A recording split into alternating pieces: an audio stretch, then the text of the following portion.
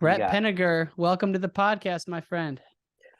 Well, thanks for having me. I'm telling you, super excited to be here, honored big time, and really proud of what you're doing for the wrestling community and everyone who's involved in the world's oldest and greatest sport. Amen.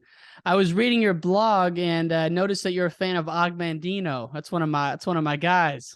Uh, I love that book, The Greatest Salesman in the World. I love that book. yeah, he is.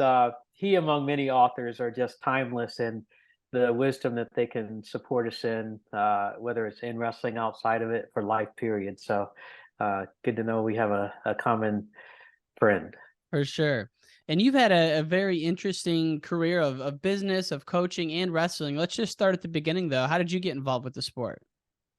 Oh my gosh, I got involved in the sport in 1978 in seventh grade, and I didn't know anything about wrestling at all, other than watching it on WWF at that time. It was Georgia Championship Wrestling, and I got to see Mr. Wrestler and Tony Atlas and the great Kabuki, all these great professional wrestlers. And one day I'm walking in junior high, and this coach comes up to me and he goes, "Hey, what do you do in the winter?" And I'm short, I'm like, "Well, I don't play basketball." And he goes, "Have you thought about wrestling?" And I lit the funk up because I'm like, "Oh my God, I'm going to be able to be like these professional wrestlers." And that wasn't the case. Shortly thereafter, we have a meeting. The head coach walks in for the junior high, and he says, Gentlemen, settle down, settle down." He goes, "I'm the head wrestling coach, and you guys are here for wrestling. I just want you to know that wrestling is the hardest sport that you'll ever participate in, and most of you won't make it." And I just remember going, "Wait, what?" "I'm going to show you." And fell in love with it right away. Wow. I often wonder if it wasn't for pro wrestling, I don't know how many people would be in wrestling. The amount of people have said that on this podcast, I bet it's over half that initially they're like, I thought I was going to be jumping off turnbuckles and, I didn't know what to expect. Or, yeah, man, it's funny because my brother and I, we love WWF as well, but I don't know if that's how we got involved. But man, every kid just loves pro wrestling. I feel like a lot of them do at least. Yeah, yeah, right. So what made No. you stick it out? Did you just love it from the get-go? Well, it was the first time I have a unique background, at least for me. The school that I was going to at the time was predominantly white, and my family was one of the only African American families there. And so I had been in the school since second grade, so we're now 5 years in, and dealt with a significant, back in the 70s and everything else, significant amount of racism. And wrestling was the first sport that I had control in, right? Being a smaller athlete, I got a lot of accolades and participating in athletics and baseball and track and football and everything else, but it was always a team. And wrestling was one thing that I could be small and still be competitive in, and I could control the outcome, be responsible for it, which, and being a minority, or someone that goes through a lot of challenges like that anybody listening to this would understand. You kind of feel like, man, where do I fit in, and where can I be great, because otherwise I'm told why I can't. And wrestling was that. And it was an immediate, oh my gosh, I love this, everything about it, the physicality, the strategy. It takes intelligence, and it takes a lot of hard work, and you're responsible. So loved it. And so it was a little bit about, or a lot of it about finding something that you could control in your world. Yeah. Yeah. Interesting. Wow. Yeah. And what about your family? Were they athletes, your parents? No, my mom was a singer, and phenomenal singer, but didn't have an athletic bone, quote unquote, in her body.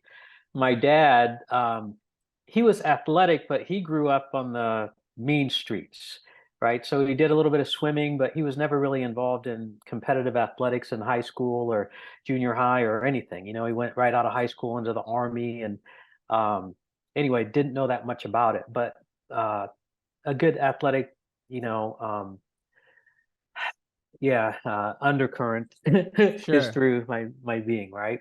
Yeah. And any brothers and sisters? I do. I have a older brother and a younger sister, and my older brother is not athletic at all. My younger sister is very athletic. So I kind of started setting the standard for what athletic could produce for us in our family, starting with me. Wow. And you mentioned that you were subject to some discrimination as a kid. How did you like process that growing up? Did you even know what it was? Well, it was very easy to know what it was in my situation. I was originally born in Lima, Ohio, and we were in a mixed community at that time, but predominantly African American. This is, mid 60s to early 70s. And again, when we moved, I lived on both sides of the track, so I was involved in the African American community through my church and my parents. And then I was involved in the Caucasian and the white community through school. Hmm. And so I got an opportunity to see both sides. A lot of times there were African Americans who looked up at, you know, white people and they're like, oh my gosh, well, they're up on the pedestal. And I'm like, I go to school with them. Like, they're not necessarily the sharpest knives in the drawer comparative all the time, right? And then on the other side, I have all of my friends and so forth in school, and they're like, well, African Americans, Black people are like this. I'm like, well, but you know me and I'm not. And they're like, yeah, but you're different. And so I was able to see this dichotomy on both sides on how we viewed the other, but had the blessing of having the experience of both. Mm. Wow. No, that's I can only imagine like what that experience was like and how it shaped, everything going forward. What were your coaches someone who would become mentors for you, like long lasting, or was it more like self driven and self motivated as a wrestler for you? Oh man, no. You know, One of the things that I was excited about being on this podcast is wrestling as an individual sport, as the greatest and oldest sport there is. There can be an illusion, especially when you're successful in it, that it's all about me. Like, I'm the one who did it. But at the end of the day, and I learned this big time in coaching and from being coached, that no one does this alone. So the minute you think you're, the stud, you got to think about, well, do you have people to wrestle with? Do you have somebody who has a mat there for you to wrestle on? How did you get to practice? Do you have people who are teaching you what in the heck to do? Like, there's so many people that support you being excellent that there's no way I ever looked at it as something that, it was only because I was self-driven and I was so great. And my coaches were still to this day. As a matter of fact, I just had lunch with my junior high, who ended up becoming my coach from seventh grade until I graduated. When I went to high school, he came with. And Wow. so I had him 6 straight years, just had lunch with him. And that was now 44 years ago or whatever. So yeah, they were all incredibly important in my life. And when you were out at USA Wrestling, you were running the National Coaches Education Program, correct? Correct. Correct. How did Yeah. you end up in that role? Oh my gosh, Ryan. um, I hope those who listen to this get, I'm not the superstar, four-time All-American, national champ, world champion, Olympian. I worked with a lot of them and I know them very well. Um, I was successful. However, I wasn't that good, at that level. And so from looking at what I was able to do and getting involved in wrestling post my competitive career, the one thing I said I'd never do is coach. Not because I didn't love them, but I wanted to be successful financially. And I'm like, well, you're not really going to be able to do that in wrestling. And I failed spectacularly right out of college in a straight sales commission job. And I moved back home before that was a normal, common thing. And all of a What sudden I happened get a, there? Hold on a second. Well, that sounds like that sounds big. That had to be a pretty big turning point for you at the time. oh, dude, I ended my college wrestling career uneventfully. It wasn't a great ending there. But anyway, I end up going into straight commission sales, and I failed bad, like bad. I got evicted from the place that I couldn't afford anymore and everything else. So I ended up moving back home. And while Whoa. I was there, licking my wounds, coming back a fallen star, basically in that small community, I get a phone call from a guy by the name of Marty Loy, who was the head coach at Stevens Point University. He said, "Hey, what are you up to?" And I said nothing. And he said, "Hey, I'd like to consider seeing if you'd be interested in the coaching job here at UW Stevens Point." And I'm like, hell to the nah. And he's like, "Okay, well, I just wanted to check it out." And I hung up, and my mom goes, "Who was that?" And I said, "Oh, it was Marty Loy." And I had met him earlier because he was a Badger alum like me. And she said, "What was he asking about?" I said, "Well, he wanted to see if I wanted to coach." And I said, "No." And she goes, "Why?" And I said, "Well, because I don't want to coach." I said, "I'd never do that." And she goes, "Well, let me think. You're at home, and how much are they going to pay you?" I'm like, 10 grand. And she goes, "That's $10,000 more than you're making now." So, and it's something that you do love and you're good at. So you might want to give him a call back. So I did. I started coaching there, found out I had a gift for it, and we had lightning in a bottle, had an amazing career there, and then got called from my assistant wrestling coach at UW-Madison, Mitch Hall, 3 years later to see if I'd be interested in coming and running the coaches development program at USA Wrestling. And I'm like, "No, we have a job here. We're going to win the national tournament. We're on a roll." And Marty looks at me and he goes, "How much are they paying you?" And I'm like, "Well, at that time, 22 grand. He goes, "But that's double what you're making now." And it's a great opportunity. I think you should take it. So I did.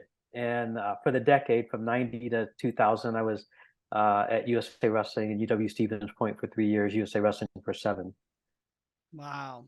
I got to I can't even imagine just like where you were at mentally, the self-talk and all that, driving back to Ohio after the sales commission job. It didn't go well. I mean, that had to be like looking back on it, what do you think went wrong? Um, well, a lot of things. I mean, I was going through a lot of um, challenges. I had this escalation living into my dream, wrestling in the Big Ten at Wisconsin, and without going into a lot of the details, I was ranked in the top 10, and then at the 11th hour, my head coach at that time said that he was going to have somebody else wrestle at the Big Tens, and I'm like, "What?" And it started the dissension of my mind, and Hmm. blah blah blah. So I ended up not wrestling in the NCAA's that my senior year, after going there my junior year and placing in the Big Tens and stuff. And once I got his job opportunity, I always wanted to own my own business, and this was an opportunity to be in control of that. But I didn't know what straight commission and owning your business looked like. I just knew hours for dollars, and so I was living my life as if it were hours for dollars, Mm, and just got in over my head, yeah. and it all collapsed. Uh, so, Why did you your know, coach were you totally shocked when you got pulled out of the lineup as a senior? Or did you know it was coming or no, it was a total shock. oh my Um, gosh. and the blessing in all of it is that everything works out for the good. It's kind of Yeah, it everything does. that you learn in wrestling. Like when you lose and you think it's the worst thing that ever happened, a lot of times that very loss is what propels you to then go on to win something that's really important to you, or to have that mindset, that you can overcome anything if you just stick to it. Mhm. Yeah, it's so interesting. It's like at the time these things are brutal, but then you never know what it's going to lead to. And so you develop this relationship with Mitch Hole and you get out to USAW. And what was the state of like the National Coaches Education Program when you got there? Um, well, it had just started to be developed. Mike Haggerty was the first National Coaches Education Program coordinator. That was the title at that time. And he started the program. He started it from ASEP, American Coaches Education Program. And he then left and he went to coach in high school in Missouri, where he's from. And Mitch asked me to come in. And so it was about 2 to 3 years old. And so we wanted to start something and really build it. And so we went from the ASEP program, basically utilizing their copper, bronze, silver level, coaching methodology. And I'll never forget it, Mark. Mitch goes, all right, so welcome to USA Wrestling. He takes me into this office and there's a big file cabinet and he goes, here's some of the documents and stuff of the things that we've done. And so now your job is to build a program. And I'm like,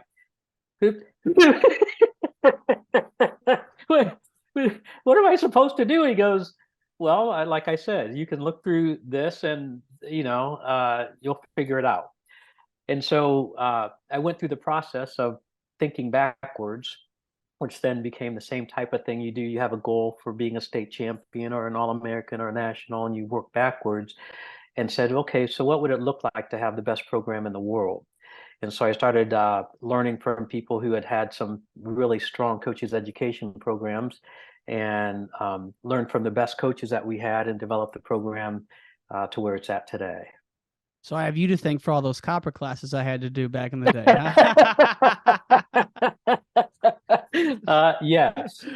Man, I can't tell you how many times we get to like the nationals in Cedar Falls and we were coaching some kids and I'm in like my early 20s, so I have nothing organized. And my brother and I would get there and we'd be like, oh man, we don't have this certification, that certification. We're taking classes. So so the goal was, let's put USA Wrestling on a robust system for giving coaches like a stepping stone to better themselves, is kind of the net of it. Well, yeah, it was to raise the status of wrestling and raise the competitive level of USA wrestlers worldwide. And it always starts with having really competent coaches. The greatest athletes typically aren't that way because they just show up. They have to be developed, and they're developed by people who understand what winning looks like. Like, as an example, and I'm sure a lot of the people that you've had talking on here, one of the toughest parts of coaching is the parents, because the parents oftentimes don't know what success really looks like, but they want their young son or daughter to be successful, and they're like, hey, and they're living their lives through them. And so they're pushing them in a direction that they think is going to have them be successful, but just burns them right out of the sport. And that's whether it doesn't matter if it's wrestling, football, it doesn't matter. And so being able to then teach parents and coaches, and at every level, here's the fundamentals, here's how you actually teach them, here's the mental side of it, here's the skills that they need to develop, here's the levels, here's the opportunities. That's what we wanted to and needed to build for USA Wrestling, to have a feeder system for both our collegiate ranks, but our international ranks too. And the coaches education program was a foundational part of that. Absolutely. Were there other organizations that you saw doing a really good job with it? That, like, was it soccer or football that you drew from, or I'm just curious. Oh, you bet. USA Basketball had a phenomenal program. USA Hockey had an incredible program on the development. Even basketball at that time, you're like, well, again, that was the first dream team. But prior to that, in '96, to that, you had, the national best players would go and so forth. And so they had a really strong program to build coaches. Yeah, hockey was phenomenal, where I learned a lot from their leadership there and so forth, so that we could, develop the best program in the USOC, which I don't quite think we made it at, but we were close. I've read that you guys were right there, man. We were right there.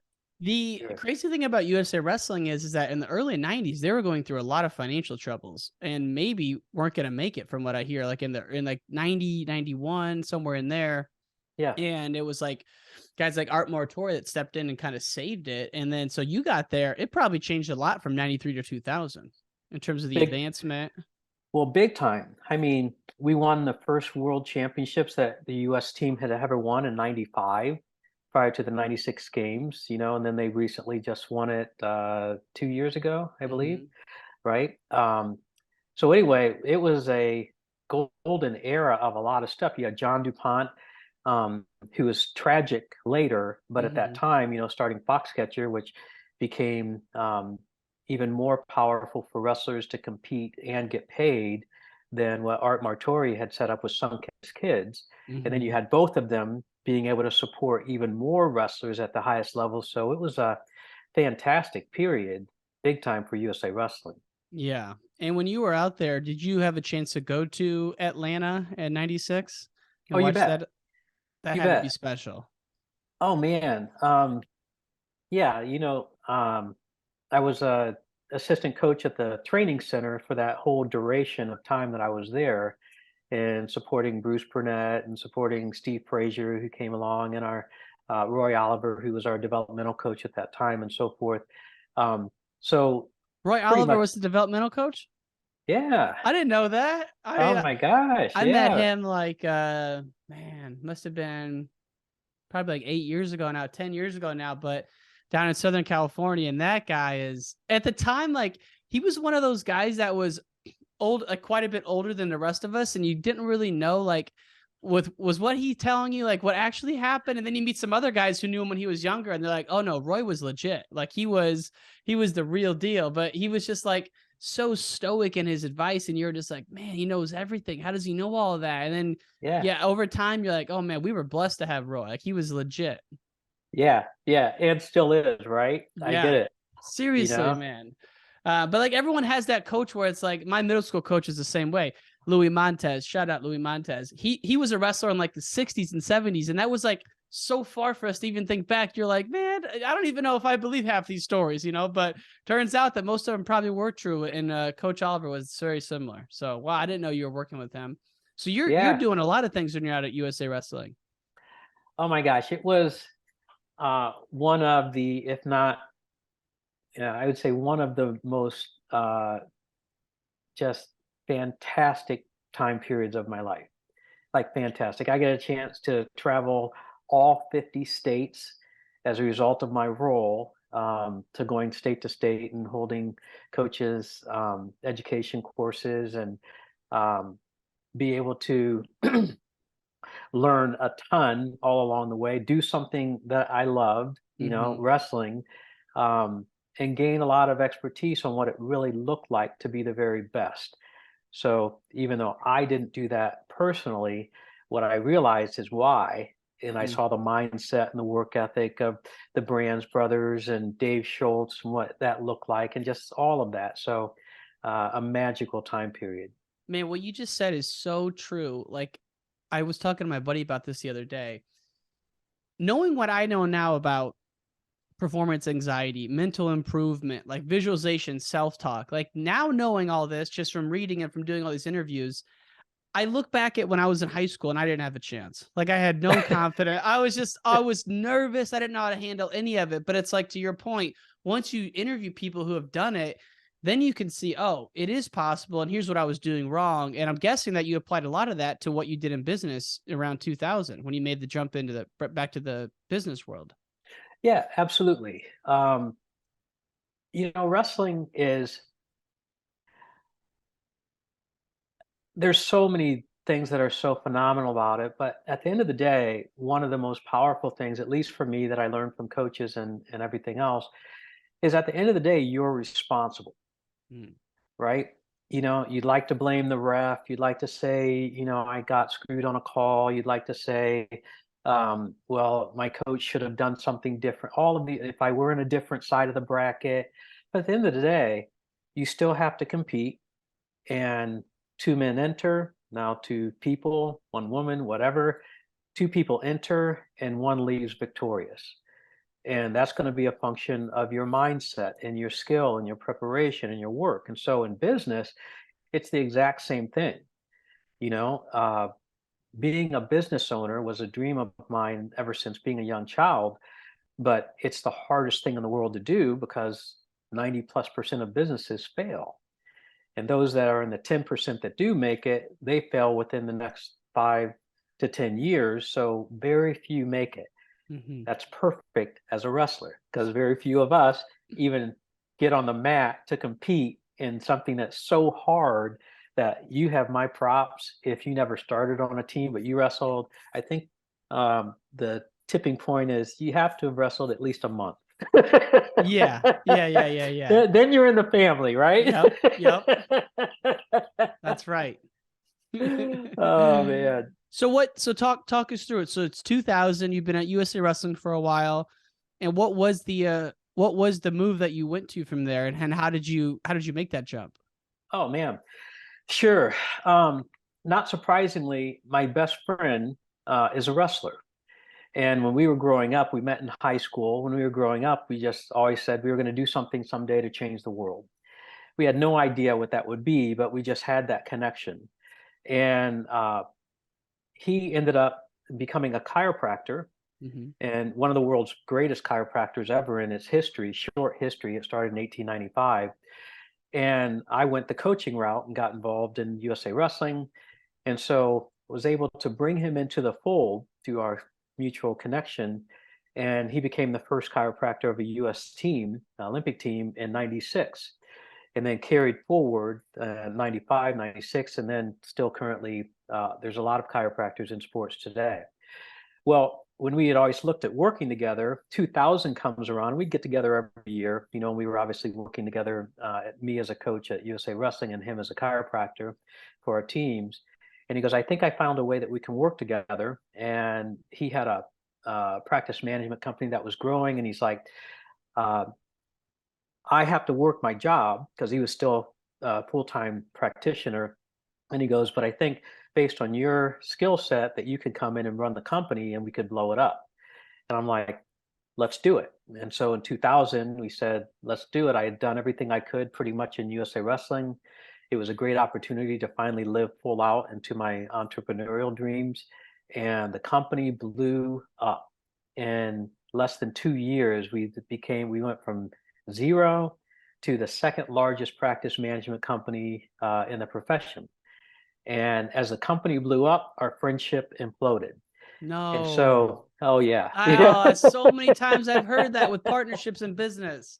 Oh my Ah, I gosh. hate to hear that. All right, what happened? What happened? Um, well, one, I had a lot of naivete and I was ignorant and I didn't know my head from my butt, in business. He had a tremendous amount of experience in business, and um, all of a sudden you have this great friendship, but a business relationship and a friendship can be two different things, or at least you wear two different hats. And I just, even though the company blew up, there were a lot of things that I wasn't doing great that I needed a lot of additional training in. And he had a partner, so he wasn't the only one who was part of that decision. But his partner started doubting if I'd be the person that could take this rocket ship and take it to the moon. And so they decided to let me go. Wow. And I'm like, I was crushed. However, I was also looking at how to get out at that time because I valued our friendship far more than the business success. Yeah. And I didn't want that to be jeopardized so bad that we couldn't, come back together. His son is my godson. And so we parted ways, and I just kept moving. I moved to Chicago, and one of our very first clients from the company that we started is a chiropractor here in Chicago. I went to him and he said, so what are you up to now? And I'm like, I don't know what I'm going to do. And he goes, well, me and my partner know what you did down at this other company. Maybe we could work together and do the same thing here. And we shook hands, decided to do it. And then the rest is history. And so basically, for folks who don't know, what you guys do is you run a practice management company. Underneath you, there's multiple hundred, 50, 60, 100 locations of chiropractic clinics. Is that kind of how you describe it? You bet. We're a chiropractic organization. We're a privately held one, so we're not a franchise. But right now, we're growing so fast. I don't know, Brian. We're in 11 states, about 158 offices, I believe, right in that area. Wow. And we're still growing big time. It's a golden age for chiropractic professionally. Really? And yeah, and so what we do is we really support chiropractors being able to just be the doctor Mhm. because it's still a very mom and pop profession, meaning that 90% of chiropractors are sole proprietors. And the challenge with that is they learn how to take care of patients, but they don't know how to run a business. They don't know how to market. They don't know what type of infrastructure, all the stuff that you have to have in running a business. And Mm-hmm. so we provide all of that so that they can then focus on their patients, still get paid handsomely, and have their staff support some incredible outcomes. And so do you go out recruiting individual chiropractic businesses now and say, hey, come under our fold and we can help you? Or how do you guys grow it?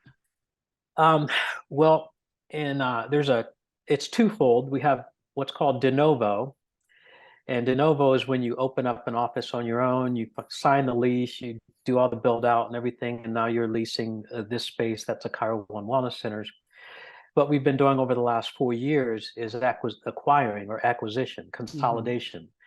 And because of our infrastructure and our team, we're able to really support the heck out of a new clinic or a clinic that's been in existence for 2 to 3 years or whatever, and go, hey, if you come with us, we'll be able to multiply your growth and support you so you're not having to do all of this. And so we have a lot of groups that are also joining us in that process. Wow, that's awesome.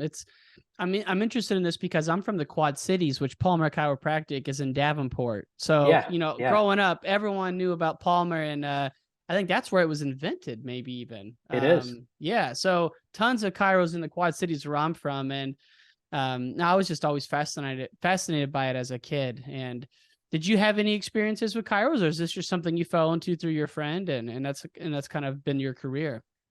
Yeah, I had one experience with a chiropractor as a competitor when I was wrestling for the Badgers. I'd gotten injured. They, said, here's somebody to go to. So I went to a chiropractor. He adjusted me. And I remember going, is that it? And so I had no real association with it helped or not. I'm just like, okay, well, next, and let's get back to the mat. Yeah.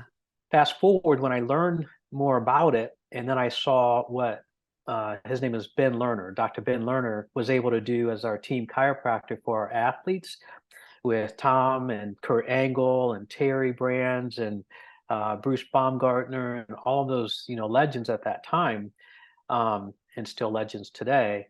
I'm like, wow, this works. And so I really got buried and immersed into knowing that it can make a tremendous difference in the world, which is one of the three goals I had from back before I got involved in wrestling. And that was Yeah. to own my own business, serve millions of people in a positive way, and make a ridiculous amount of money in the process. Love it. Love it. You know where you were going from an early age. Yeah. And when you think about all the work you're doing outside of your business, you do some speaking and consulting. And I was reading your blog, and I stumbled across an article where you mentioned The Strangest Secret. And I've never heard of this before, this program or this show. And you said it had like a big impact on you, was it? I Yeah. think maybe an interview you did with someone, actually. Yeah. What is that? If that rings a bell, and if not, no big deal. Sure. No, I own that, man, because it had such an impact in my life. The Strangest Secret was an audio recording done by Earl Nightingale in the late 60s or early 70s. I don't know the exact date. And at the time, all the recordings that were done were primarily musical, right? It was the highest selling spoken word audio recording in history at that time. And he starts off, it was at the beginning of the self-development movement, let's call it. He's kind of like the grandfather of it. A few people before that, but he really took it to another level. And it starts off, and he's like, why do people become who they become? And I was in sixth grade, and our teacher had us listen to it.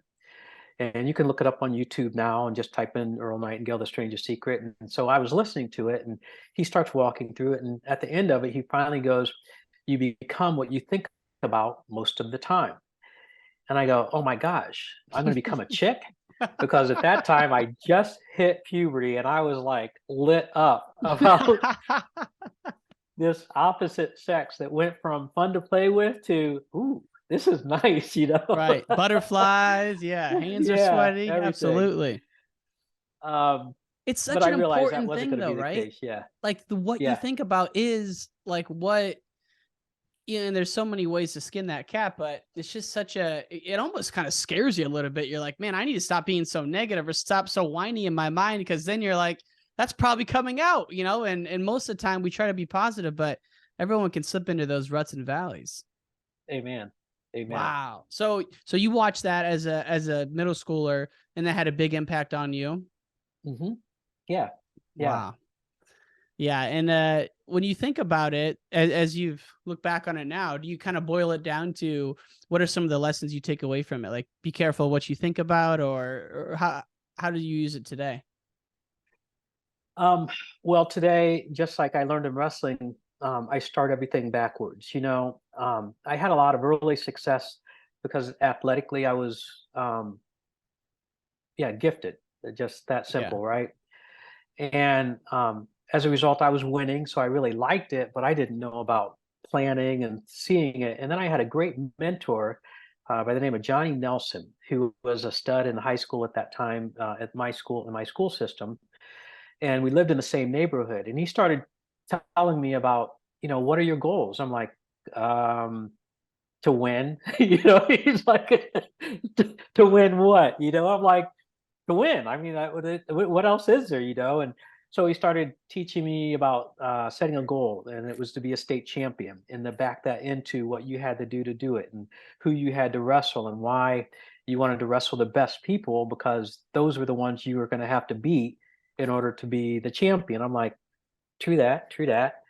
So I just started learning from that age, then how to visualize what I wanted because I saw it actually manifest itself in so many areas. Then I'm like, I want to be the class president of my school. And then I became the class Wow. president and the first African American class president in my school. I don't know if that's happened since. And then I want to be successful in business, and I want to have an incredible wife, and I want to have and I just started backing into seeing what I wanted, having the faith to know that if I did the work, which you learn in wrestling, that it was not only possible, it was probable. And to the extent that you could clearly see that and have the faith and the work ethic to go through the challenges, you had a high probability that you were going to actually accomplish it. And so I would use that to this day. Visualization is so important, isn't it? It's just like once you master it, you can apply it to every channel of life. Absolutely. I learned that at the Olympic Training Center too. I thought that part of the reason people were great because I wrestled a lot of wrestlers and they just crushed me. Like I got beat by Tom Brand so bad, I started walking towards Gable in between in between period because I was so tired No. I couldn't see straight. And he's kind of pushing me back, going, "The match ain't over yet." I'm like, "Oh, sorry." Oh. Right, but Oh at the end of the man. day, um, what I learned when I went to the Olympic Training Center was that the majority of what differentiates the ones who made the Olympic teams or medaled at the World Championships, who are the multinational championships or multi All Americans, is their mindset, and they work on it. So at the Olympic Training Center, we did a lot of stuff physical, but everything physical was augmented by something mental, Mhm. Yeah, and I yeah, was yeah. like, wow, wow, now I get what I needed to do more of and what I can apply forward. Yeah. And I'm curious. I know you're a parent, and I'm just wondering what correlations do you see between coaching and parenting now that you're into that world as well. Ooh. Well, coaching, you typically have a short time frame in which to do everything possible to have your athlete have the best opportunity to succeed possible. And that time frame could be 4 years in college, 5 years in 4 years in high school or college or whatever. In parenting, it's endless. And so it forces you to think far, it forces me to think far in advance of the next competition or the season. You're thinking lifetime. And great coaches do the same thing, and they use uh, their wisdom and understanding of that to apply it to the athletic pursuit of something that's going to last a lifetime in your life post your competitive career. As a parent, I've learned that I have to stay probably 2 to 4 times ahead of where I would otherwise think as a coach because of the far-reaching impact that I'm going to be responsible for. And I can't just, hey, it was great working with you, and now they're out in their own life. Like, my daughter's part of my life forever. Right. So it's really forced me to get better fast. Thinking ahead too is something I wouldn't even have thought of as an answer. Like two to 4 moves ahead for your, from a parenting perspective. Oh yeah, well, I can tell you my situation. It's a little not unique anymore, but I have a dual household parenting situation. So Hmm. um, my daughter's mother and I aren't together, and so we have two households. Right. And so as a result, you now have a uh, not necessarily a congruency of two people doing their best, and that's the only feedback that the child gets, for better or for worse. It doesn't matter. So now I have to think about, okay, how is what we're doing here, my wife and I, my wife Stephanie, what are we doing here that's going to have her be able to think through what she's met with over there and what's happening in school, and how can we be the example, even though sometimes the immediate emotional response feels good. It might have an immediate impact, but it has long time consequences, long Mm, term. yeah. So yeah, you just got to stay sharp. It's Lots of the coffee. ultimate wrestling match. Ultimate Seriously. wrestling match. Well, because it's like, everyone says, when you're coaching, you've never felt more nervous than when you're coaching someone else, like way more than when you wrestled, right? Yeah, like it's Oh, not even close, right? And oh my I can God. only imagine it's probably like that as a parent times about 20. You're just Yes. worried about them, nervous and whatnot. Yes. And I was just gonna ask you two more questions. The last one we always ask everyone: how did wrestling change your life? But I'm dying to know the first one. You went to Wisconsin on a scholarship at a Big Ten school, which is most kids' dreams to do that. You did it, and looking back, what are some things you wish you would have known about college wrestling before you got into it? Now that you've seen so many different avenues of life.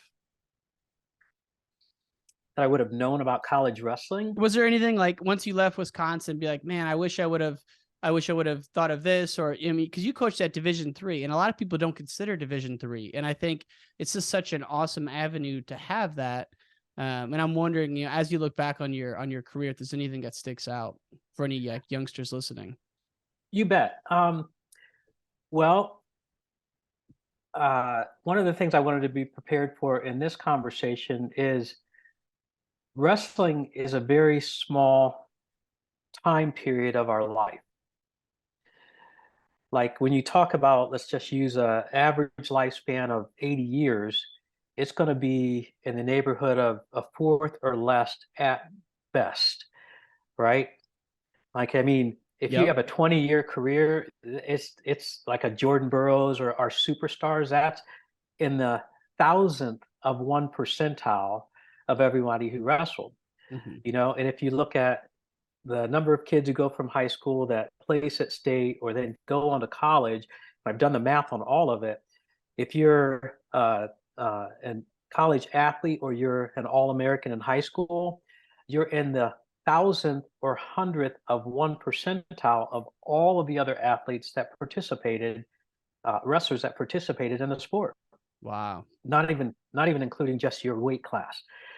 So the thing that really I took away once I started understanding it that I wish I would have known is, winning and losing loses its power at that level that I see in great coaches like Cale Sanderson.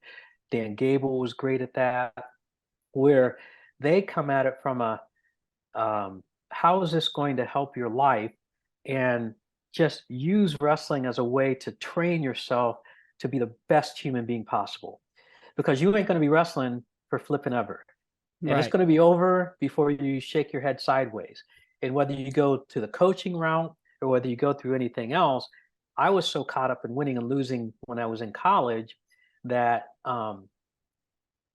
it took me longer to then appreciate the value of everything that I went through while I was in it, um, to understand afterwards as a result of just my ignorance on, man, this is a lifetime learning thing. Kind of chill out a little bit and have more fun. Man, it's so crazy you said that, because just last week I was talking with my dad, and he used to say when we were kids, this is your life, this is your wrestling life. And literally just like you just said, and it's so true, because again, at the time in middle school, you're like, man, this guy's full of crap. He doesn't know what, you doubt it, right? But then as you get out of it, you're like, obviously, it's like when you're done wrestling, most people, let's say they did go to all 4 years of college and wrestled, which is rare. You're 22. You're so young at that point. Like you have so much life left. It's like, that's the end of it though, So, Yeah. so to your point, I'm just glad you mentioned that. 'Cause again, something that my dad used to say, and I didn't even realize how lucky I was that he was saying that. Yeah. We are blessed. That's for Yeah. sure.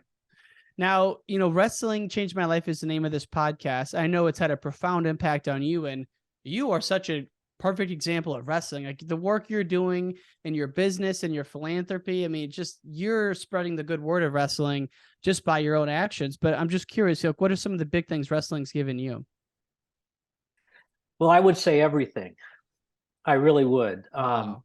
I'm incredibly grateful to have a phenomenal family upbringing, strong parents, great community of people around me, great coaches, just a lot of guidance and leadership. However, the thing that changed everything for me is wrestling.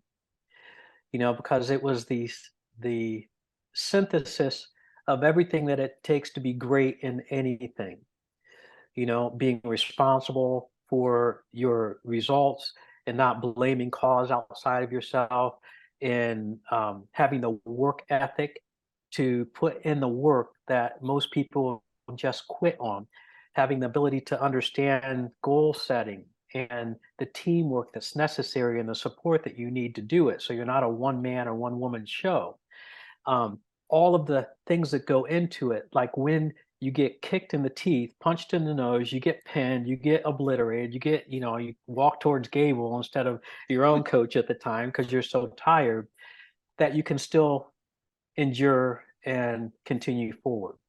And so, whether it's getting my teeth kicked in by some thing I do that didn't work out well with my daughter, and I'm like, daggone it, okay, I got to learn from that. Or in business, we've gone through an almost catastrophic, implosion of our business that we then had to build back up through, and now we're super thriving.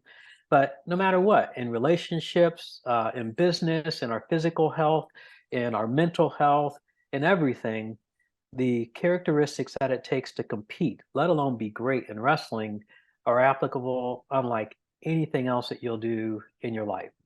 And so Yeah. it made every bit of the difference. I love that. And just thank you so much for coming on today, Brett. It's been awesome to have you, and just really appreciate the message. And I love bringing folks in from business. So it's been a lot of fun. Anything we missed? Anything you want to hit on before we sign off, sir? Uh, I just really want to honor and acknowledge you, man. I mean, big time. And this Appreciate that. podcast and everything that you're doing, being able to get this out, we're in such a fantastic time period of wrestling right now. We have Flow Wrestling, which we're able to actually see the best matches in the world, and we don't have to travel to it. We have our athletes being able to be supported. We have MMA being able to be an avenue in which our great athletes can then make a really solid and strong living. And the more people understand and know about wrestling outside of our beautiful but small community, the better the world is. And you are one of the people who are really making that happen by spreading the word to hundreds of thousands and millions of people to be able to learn something that us who love and covet it know really, really well. But we want the world to understand the power that it can have for them so that their kids, if they haven't done it, can participate in the world's oldest and greatest sport. So thank you. No, it's Big time. thank you for that. I appreciate it. It's an honor, and it's just something fun to do. So it's also when something you like to do helps people and people like it. Amen. Amen. Awesome. Thank you so much. We'll talk to you soon, Brett. Have a great day. Hey, thanks, Ryan. Bye now. Take care. Take care.